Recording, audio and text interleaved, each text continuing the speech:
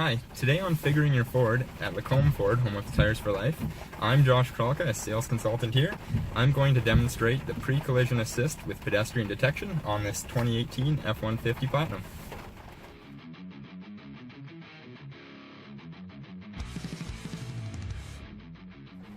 Before we get started today with our demonstration, we want to make sure pre-collision detection is turned on. So you use the button pad here with your left thumb and go to the settings menu, find pre-collision, make sure all the boxes are checked off and pre-collision detection is turned on.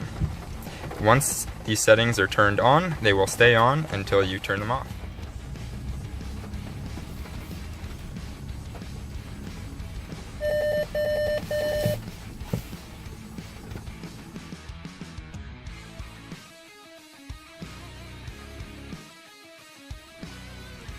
Here's another episode of Figuring Your Ford at Lacombe Ford, home of Tires for Life. My name's Josh Kralka. If there's anything I can help you with on your new Ford, please come by and see me. Thanks for watching.